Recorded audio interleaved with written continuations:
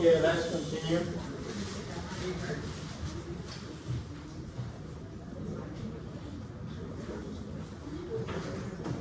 Okay, so we're talking about peptic ulcer disease. The objectives here will be for you to be able to discuss the relationship between H. pylori, duodenal ulcer, and duodenal ulcer, gastric ulcer, gastric cancer. So there's H. pylori can cause PUD. In addition, it can also cause gastric cancer. And patients with non-ulcer dyspepsia, about 50% of them will also be positive for H. pylori. So not only will H. pylori cause PUD, it can also cause gastric cancer. We should also be able to describe the complication of PUD that requires referral. Understand the relative risk associated with cyclohexidinase isoforms, COX-1 versus COX-2, and end-stage associated gastroduodenopathy.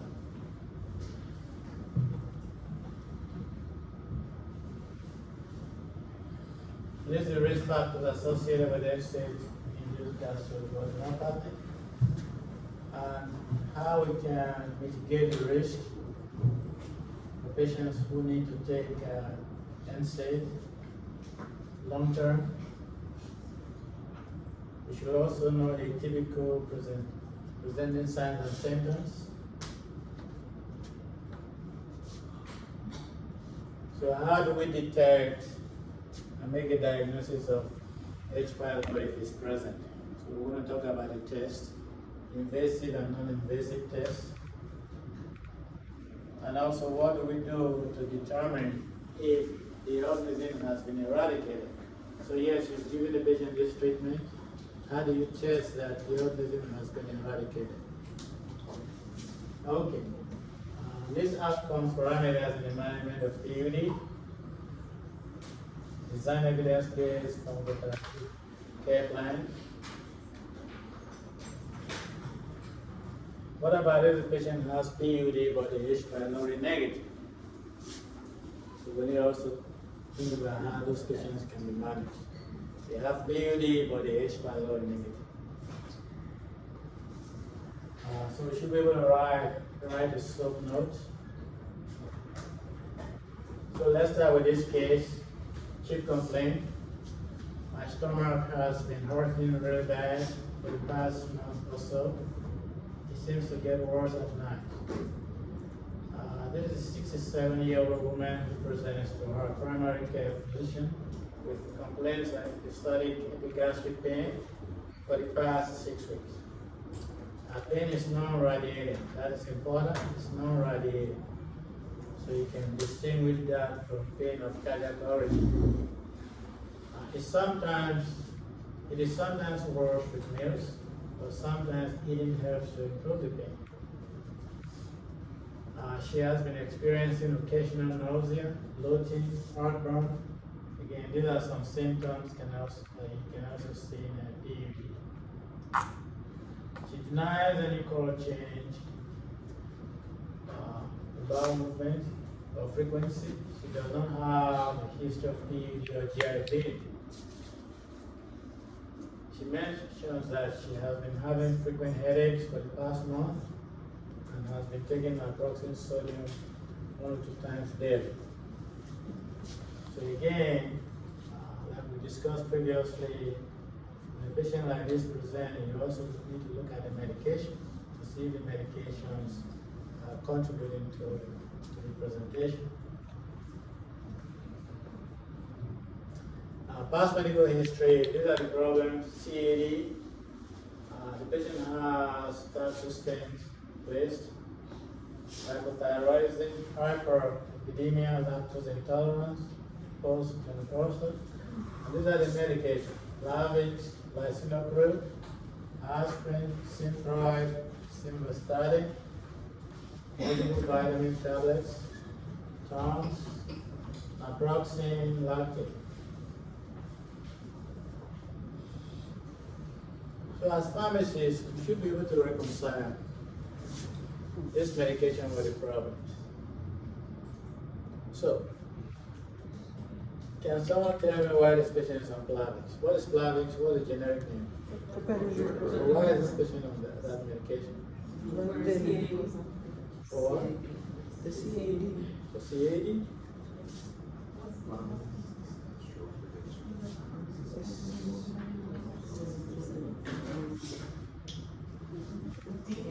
It's taking it because of stents.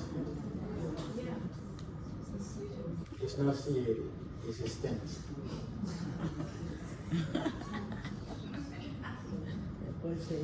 He's taking it because of the stent, not because of CAD. If the patient has CAD without stent, you won't be giving this patient this medication. Okay.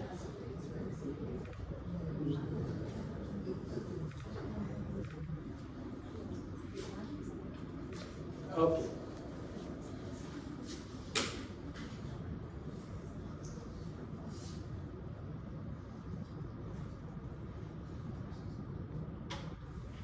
Now, you review this medication.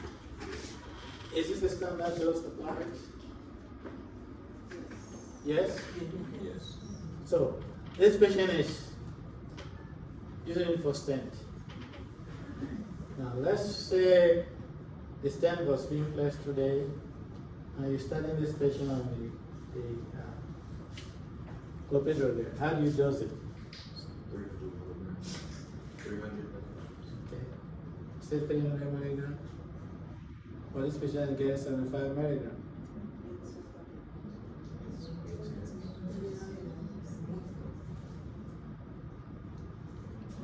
You need to listen to him. You need a loading dose. You need a loading dose. So the loading dose can be 300 milligrams, can be 600 milligrams. Before you start the maintenance. So this is the maintenance dose. Okay, so that's good.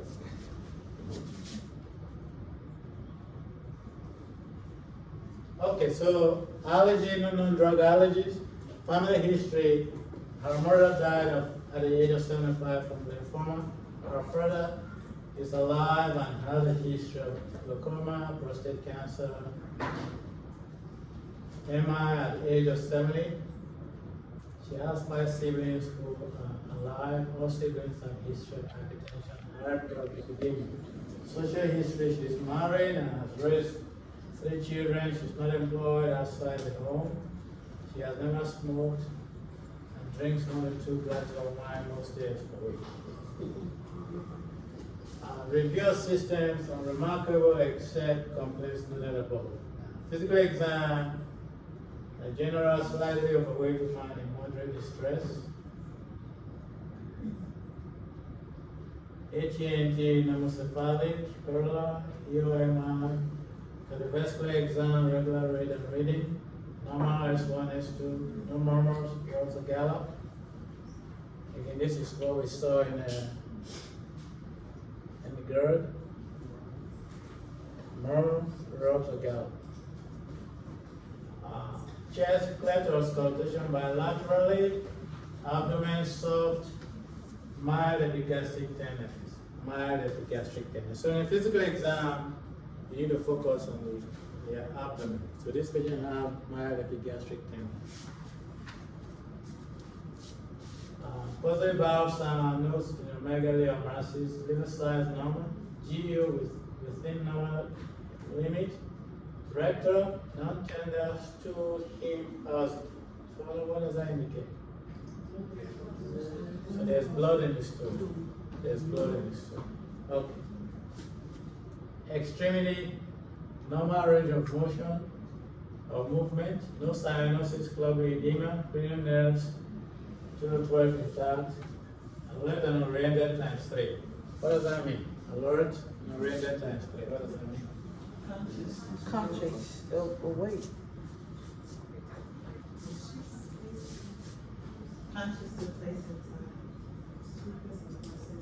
Okay, the patient is alert, Yeah. but they may not be oriented. The patient is alert, they may not be oriented. But in this case, the patient is oriented times 3. So time, person, and place. Time, person, and place. Some patients who are not oriented, hasn't put the president if they are not regular. So the patient is not oriented. So typically this is just a screening test. If a patient fails any of these, then you do mini mental state exam, which is more invasive. Okay. Okay, physical exam, the labs, these are the labs.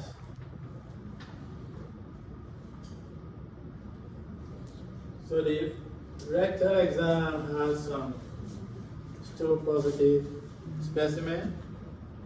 So again, what should we be watching out for here? The Hemoglobin, that we discussed previously. Hemoglobin, hematocrit. And one additional lab here, MCV. What is the MCV?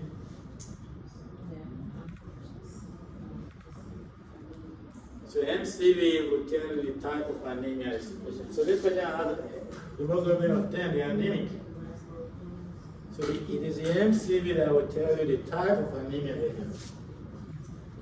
So the normal range is going to be 80 to 100. The reference range for the MCV is going to be 80 to 100. So this patient is below 80. So that tells you the patient has microcytic anemia. If the MCV is more than 100, then you have macromegaloblastic anemia. So the MCV will tell you the type of anemia. Typically, when the patient has iron deficiency, they tend to have this. Now, if they have B12 or folic acid deficiency, then they have megaloblastic anemia. Okay.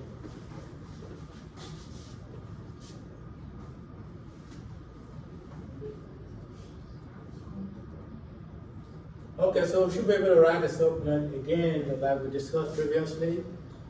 You populate this from, you extract the information from the chip container, the HPI. The objective is going to come from the physical exam, the labs that we obtain or any procedure. Then of course you're going to make an assessment and develop a plan. Okay. The most common cause of PUD is H. pylori. But right now we don't have the result of H. pylori.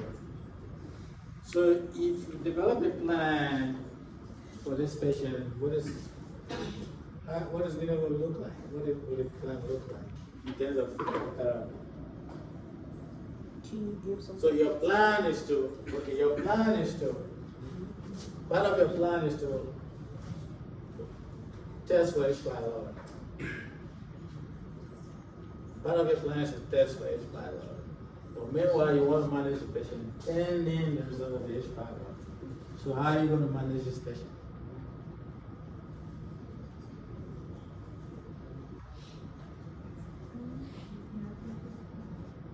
PPI? Can't hear you. PPI. PPI. Why PPI?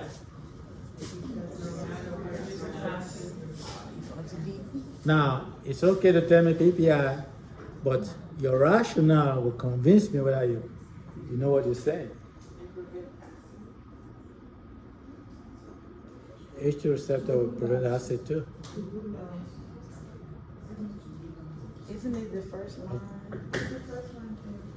Okay, I just told you H. pylori is the most common cause of PUD.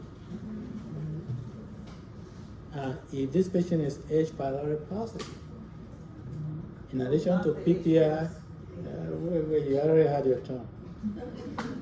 Now, if this patient is H. pylori positive, in addition to the PPI, they're also going to need antibiotics.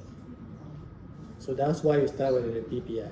If it's H. pylori negative, you just continue your PPI. But if it's H. pylori positive, you already have PPI on board, you just need to add the appropriate antibiotics. Okay. So that's what you're going to do until you get your PPI, your H. pylori result. Okay. Okay, so in terms of peptic ulcer disease, the demographic factors Duodenal ulcer is much more common than gastric. Patients with duodenal ulcer tend to be younger. And, this is about evening, but evening hour, but it's still greater than 2 to 1 in terms of male to female ratio. So whereas saw this diagram in the previous lecture on the parietal cell, so we talked about hydropotassium ATPase, we talked about hydrogen receptors. Muscarinic receptors, they are still available without using them because they have this effect. So primarily it's going to be H2 receptor on DPI. Then occasionally you may have some cytoprotective agents like misoprostol, like sucralfate. Gastrin, we don't have any pharmacotherapy for gastrin. So again, we said that in terms of the parietal cell and acid secretion, we said the PPI is most potent because of their mechanism, because they block the hydrogen potassium ATPase. So regardless of what you do here, if you block this, you're going to shut down acid production.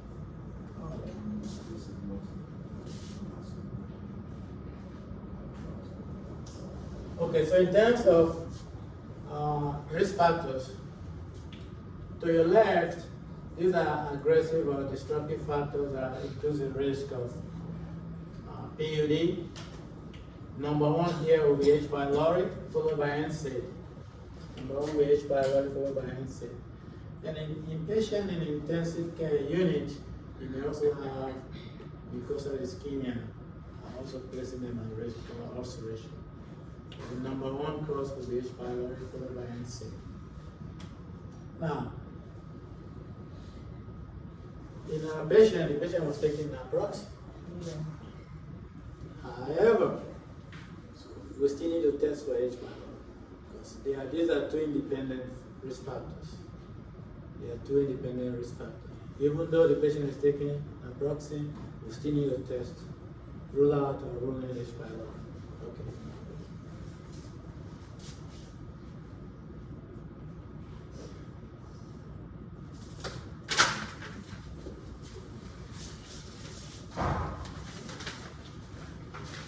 Okay, so this segment will be the protective defensive factors. Bicarbonate secretion can help neutralize the acid.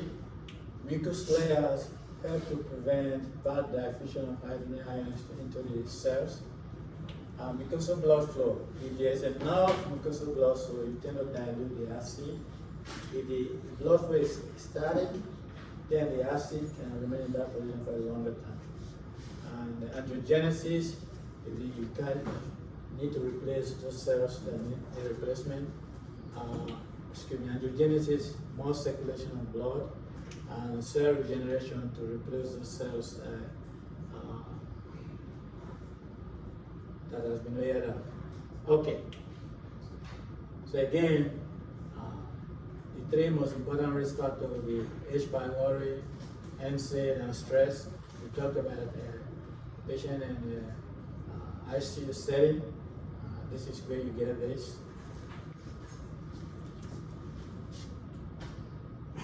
By the way,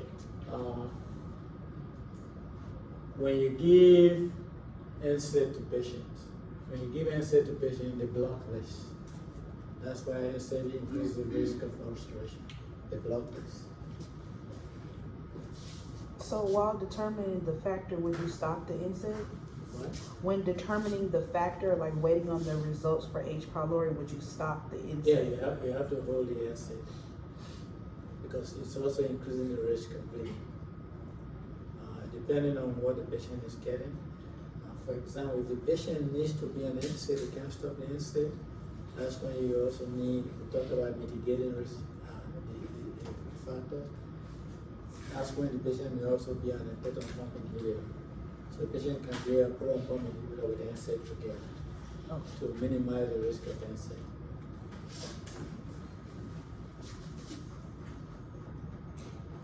So other risk factor associated with end-stage gastropathy would be age greater than 60. If you use NSAIDs concurrently with corticosteroid, you increase the risk of gastropathy. SSRI concurrently used with NSAID will also increase the risk of gastropathy. Concurrent use of anticoagulant will also increase the risk. If you give a patient high dose of NSAID, or this patient has been using NSAID for more than a month, that will also increase the risk of gastropathy. If they have any liver problems, that will also increase the risk of gastropathy. So these are some of the risk factors associated with NSAID gastropathy. So, in addition to PUD, H. pylori can also cause gastric cancer. So it has been defined as a definite carcinogen by the World Health Organization. So if a patient has H. pylori, it has to be eradicated.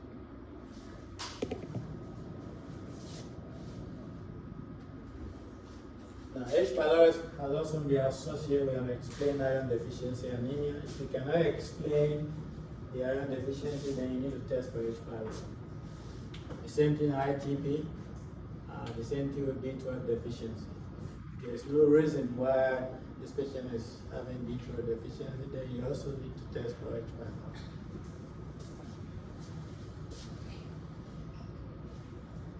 We also have non-ulcer dyspepsia.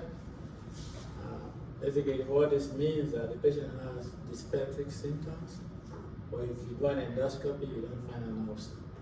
That's why it's called non-ulcer dyspepsia. About 50% of this patient will also have H. pylori.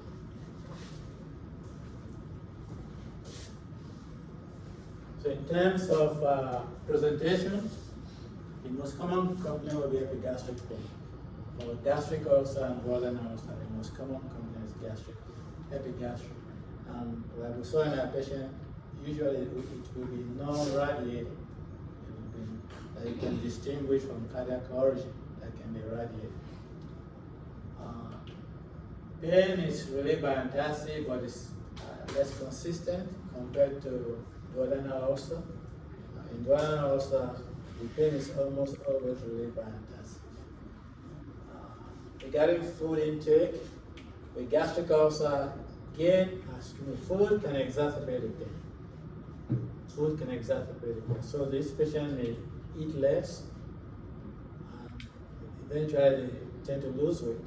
Unlike duodenal ulcer, with pain helps to relieve, food helps to relieve the pain, so they eat more, and this patient tend to gain weight. How do they describe this epigastric pain? They can describe it as a burning, gnawing, or aching sensation. That's how they would describe it.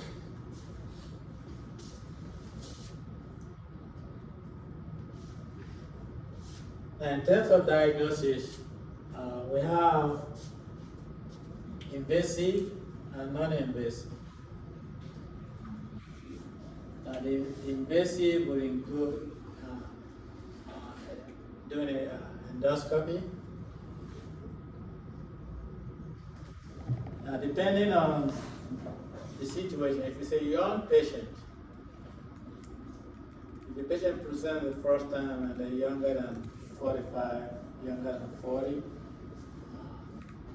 you want to do a non-invasive test. But if it's an older patient, and this is the first time they're having this symptom, then you want to do an endoscopy. Basically, you want to try to rule out, for the elderly patient, you want to rule out malignancy. So for the young patient, you want to do a non-invasive test. Now, if a patient has any of these alarm signs and symptoms, definitely you need to do an endoscopy. Just like we saw in GERD, alarm signs and symptoms, you need to do an endoscopy.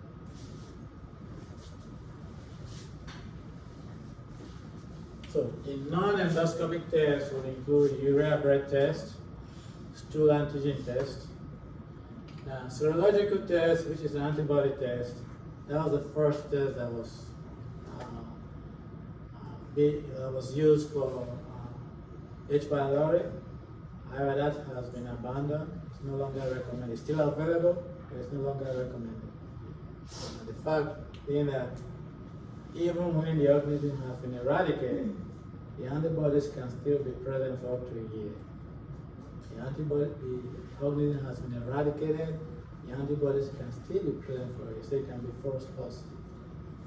So we don't use serology anymore. So it's going to be between breath test and stool antigen test. Now, both tests will identify active infection. Both tests will identify active infection. Okay.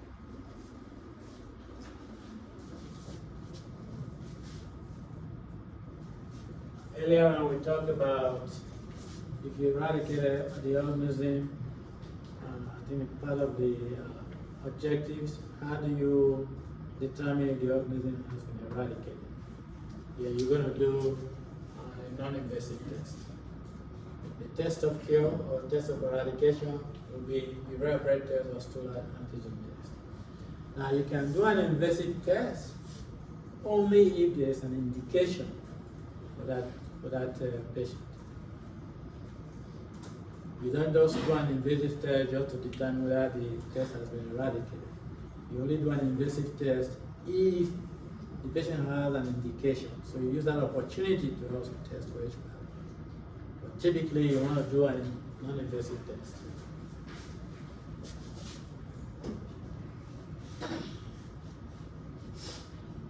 So these are the endoscopic or invasive tests: rapid urease, histology, culture, and PCR.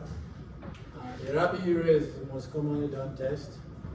Rapid urease is the most commonly done test.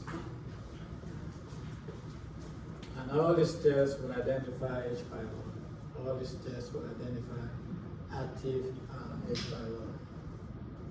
Serology will not identify active H. pylori. So we said, even when the organism has been eradicated, it can still be positive. Okay. Now, culture may be done if the patient is not responding to an antibiotic that has been used. So you want to find out if the organism is resistant to the antibiotic. That's when you can do culture. But basically, histology, PCR, they are more research tools. So the most commonly done test here would be the rapid urease. So if you do an endoscopy, you're going to obtain a sample during the endoscopy, and then you're going to put it in a petri dish and test for H. pylori.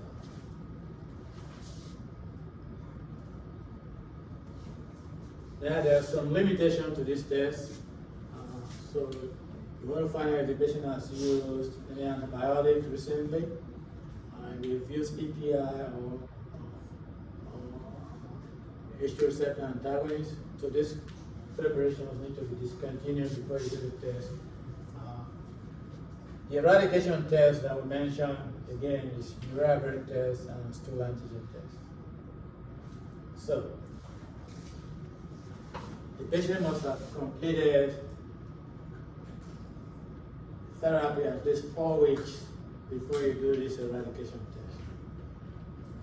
And if they're taking PPI, they must have been off PPI a week or 2 weeks before you do this test. So these are the criteria so you don't get false negative results. So the complications would be hemorrhage, perforation, penetration, obstruction, and intractability. So again, we need to make sure this patient is properly assessed and we have the correct plan for them. So in terms of pharmacotherapeutic outcome, we want to relieve the pain, epigastric pain. We want to promote healing of the ulcer. We want to prevent complications.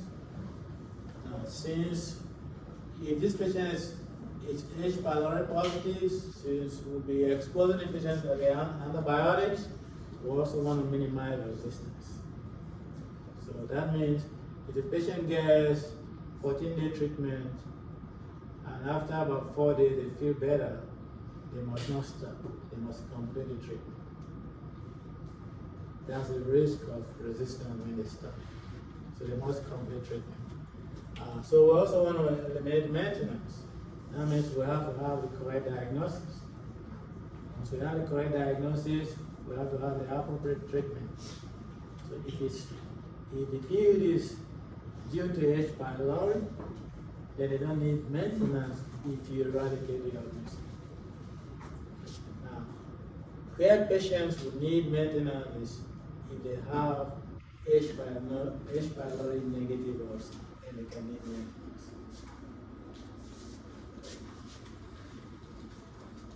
So the agents we have will still include antacids. Again, antacids is not a first-line agent, it's an on-demand, like a PRN medication. The patient may have pain between doses, they can take antacid if they need it. So, H2 receptor antagonist, PPI, cytoprotective agent, antibiotics if this patient has H. pylori positive. Like I mentioned previously, when you recommend antacid, make sure you can raise the pH at least 3.5. Raise the pH at least 3.5. Again, we talked about these components: aluminum, magnesium, calcium, sodium, bicarb. We said aluminum can cause constipation. Magnesium can cause diarrhea. So these two can be formulated in the same product to maintain the bowel consistency. However, you want to avoid magnesium and aluminum if they have renal insufficiency because they can accumulate. Calcium carbonate, again, we say you don't want to prolong use of calcium salts because it can cause acid rebound. In addition, calcium can cause constipation. Sodium, we mentioned that sodium, yeah, it has a rapid effect, but the duration is short. It can also cause metabolic issues, providing sodium load, causing hypertension, exacerbating hypertension, causing CHF or exacerbating CHF. So we want to avoid sodium bicarb.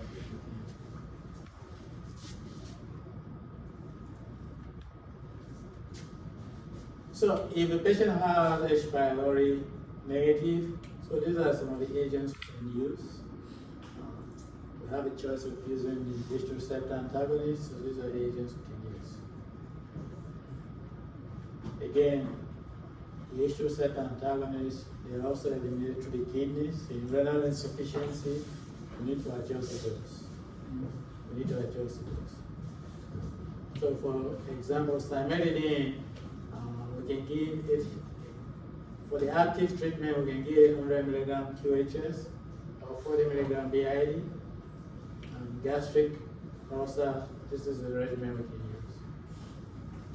use. Usually, the maintenance is going to be half of the active treatment. For example, famotidine, you can give 40 milligram once a day or 20 BID. We'll give a maintenance dose, it's going to be 20 milligram once a day.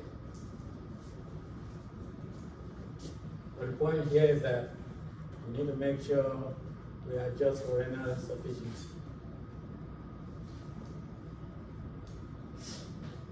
Okay, so this is what I just mentioned earlier on.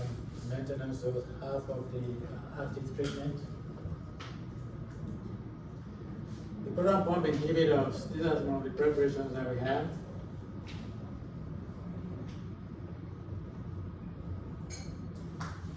Meprazole sodium bicarbonate.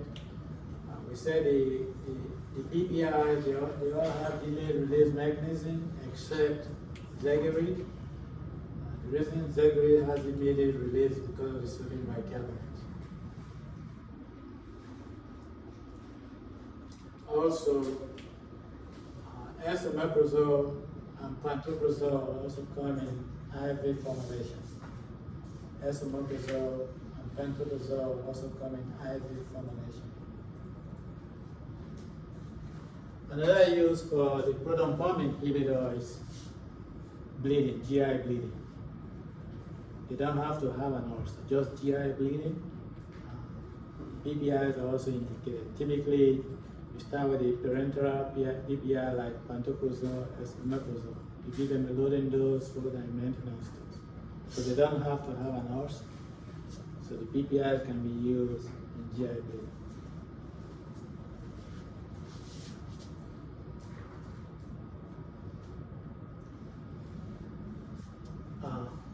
Now with Zegary, we need to be aware of our recommendation.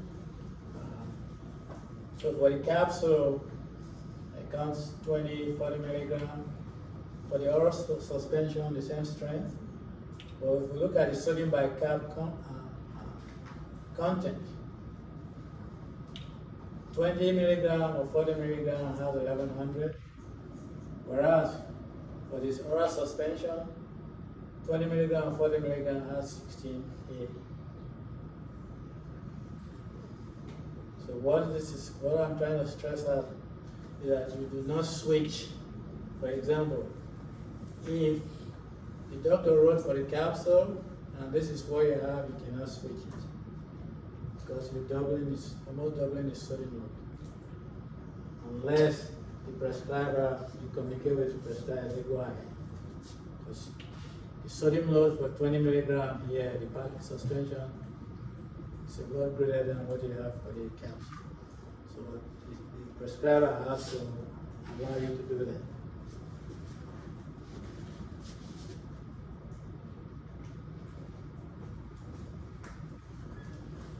So we also have cytoprotectives, which will include sucralfate.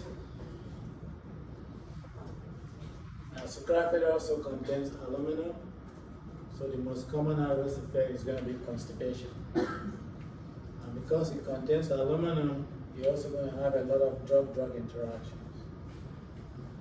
Now, this should not be recommended for elderly patients because they're already at risk for constipation.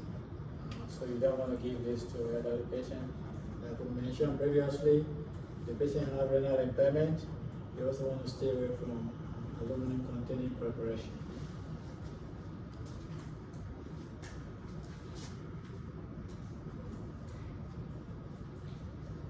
Do we know a brand name for sucralfate? Carafate.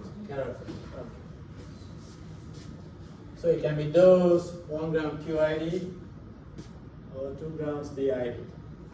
The maintenance is usually going to be 1 gram twice daily. A lot of patients prefer the suspension because tablets can be bulky.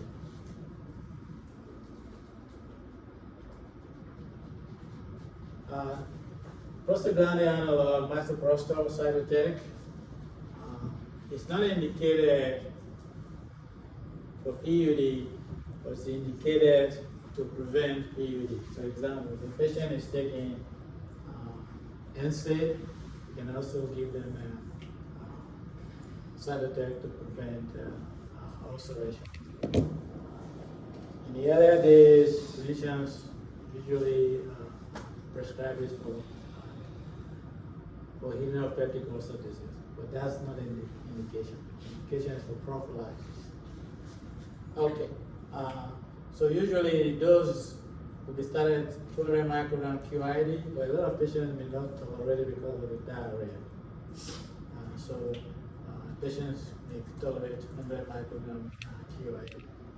At the high dose, the risk of diarrhea is there, and that will make this patient to be non-compliant.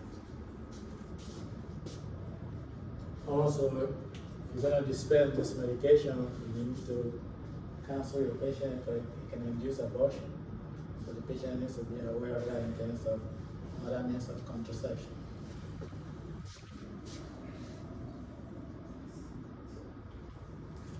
So, therapy of H. pylori, positive PUD. You want to make sure this patient has not been exposed to antibiotics, particularly macrolides. So you need to find out the antibiotics they've used. You want to make sure they've not used macrolides because one of the major medications we'll be using is clarithromycin. So clarithromycin is triple therapy will include clindamycin, amoxicillin, and PPI. Now, if the patient is allergic to amoxicillin, then you can switch it to metronidazole.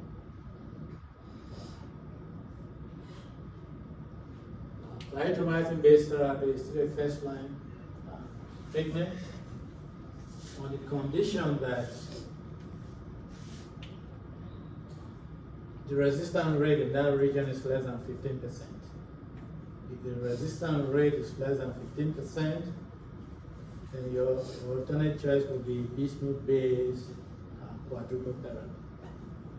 So bismuth-based quadruple therapy is also a first-line treatment. Clindamycin-based triple therapy is a first-line treatment. But before you use clindamycin-based triple therapy, you want to make sure the resistance to clindamycin in that region is less than 15%. Now, clindamycin-based treatment is preferable because patients will just take it twice a day versus 4 times a day for the bismuth-based treatment. So that's the disadvantage. Clindamycin-based is twice daily. Bismuth-based treatment is 4 times a day. Okay.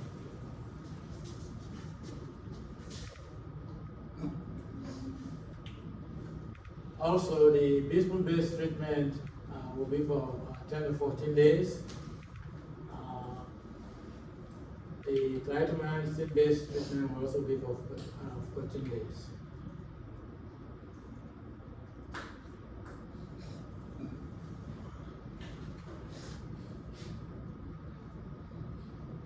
So these are some of the recommendations from the American College of Gastroenterology.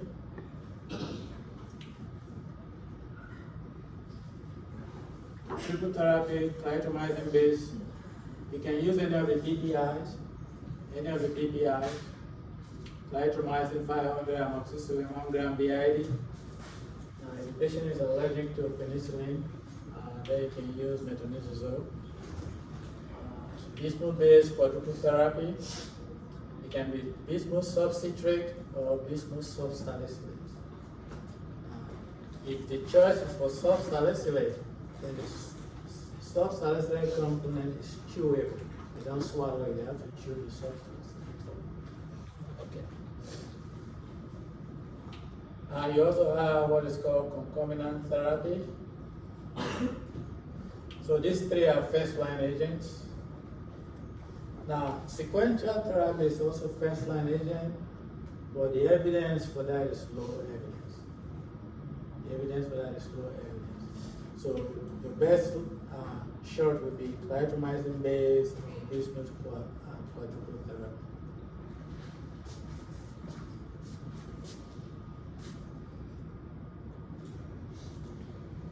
Usually when patients need hybrid therapy, fluoxetine therapy, usually ID will be involved in this sequence here.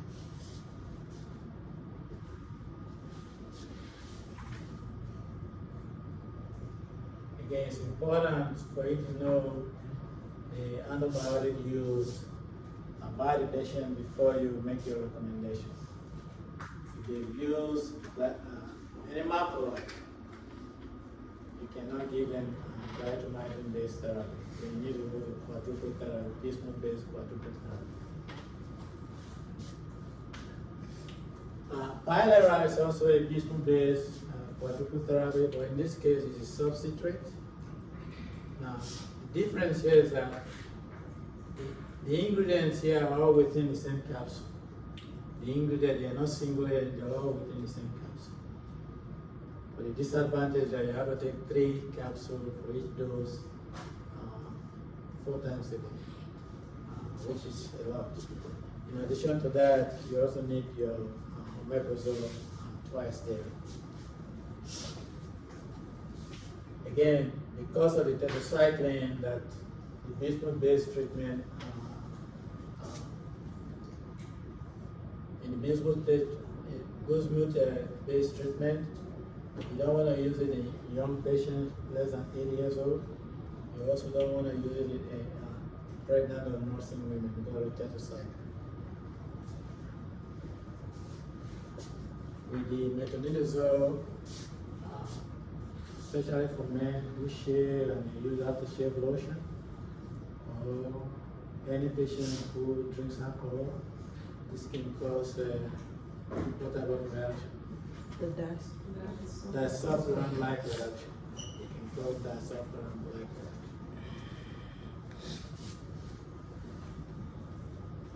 You may also see probiotics being recommended. Probiotics can change the bacterial flora and also compete with the H. pylori, and this is beneficial in terms of patients tolerating the treatment.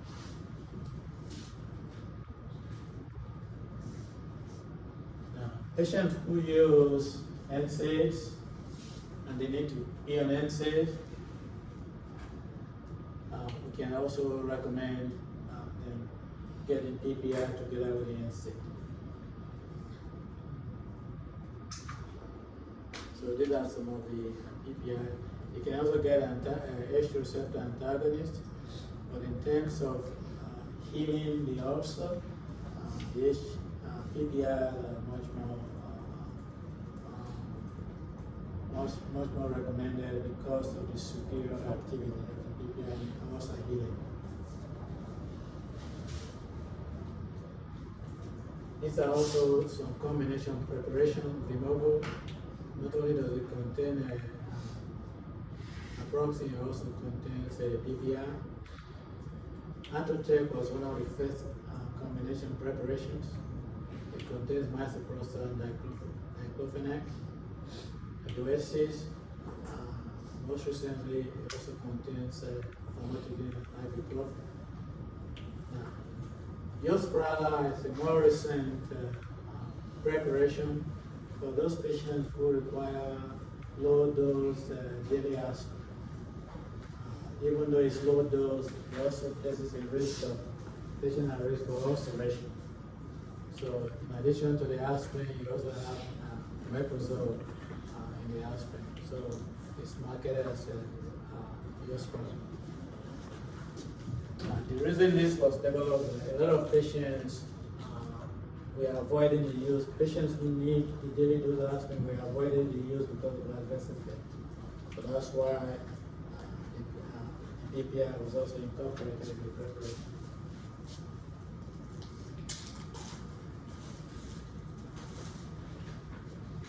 Now, in terms of counseling, like we discussed previously,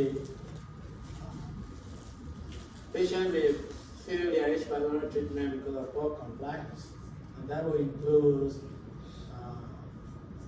discontinuation of the medication when they feel better. They have to complete the course of therapy. And that also helps reducing antibiotic resistance. Again, they have to take the medication 30 minutes to 1 hour before a meal. 30 minutes to 1 hour before a meal. Clarithromycin can cause GI upset, diarrhea, alter sense of taste. Now, regarding the PPIs, whenever a patient is taking PPI, they may develop diarrhea. So if they develop diarrhea, you need to test them for what? C deficit, Clostridium deficit. You test them for C deficit.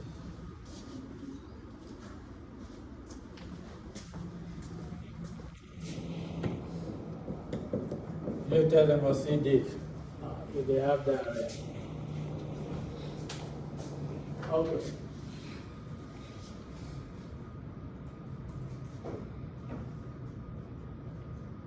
Amoxicillin can also cause diarrhea, so that's one of the major the GI effects. Metronidazole, we talked about it a while ago, the disulfiram-like reaction. It can also cause metallic taste, and it can also discolor the urine, reddish brown, that can alarm the patient. So you need to counsel the patient, they may see something like this. Bismuth again, because it contains salicylate, it can cause ringing in the ears, especially when they take a high dose. If a patient has aspirin allergy, then you will bismuth quadruple therapy will not be a choice. If a patient has aspirin allergy, bismuth preparation will not be a choice. Okay. Tetracycline, again, we need to think about the age of the patient. The patient is pregnant or is a nursing patient because of the effect on the bone development.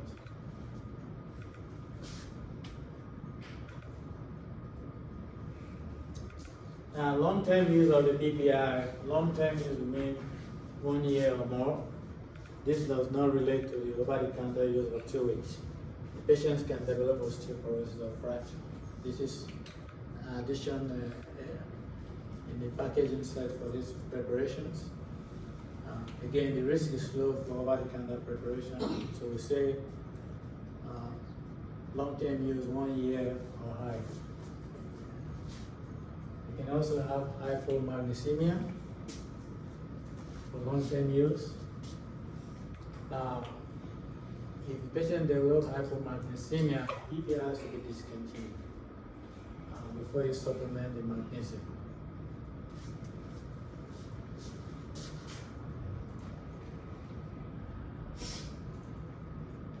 Okay, I think that's the last slide. Any questions?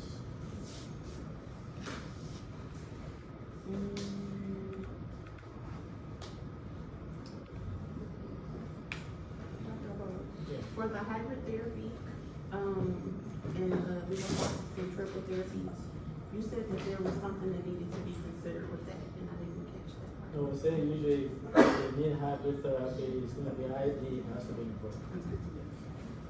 So your part, you should focus on the diatomizing base, bismuth cortical therapy, or concomitant therapy.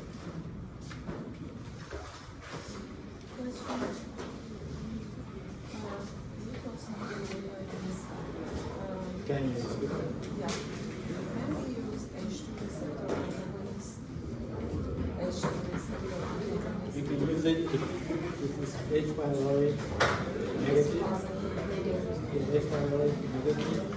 You can also use it as part of the fibronizing-based therapy.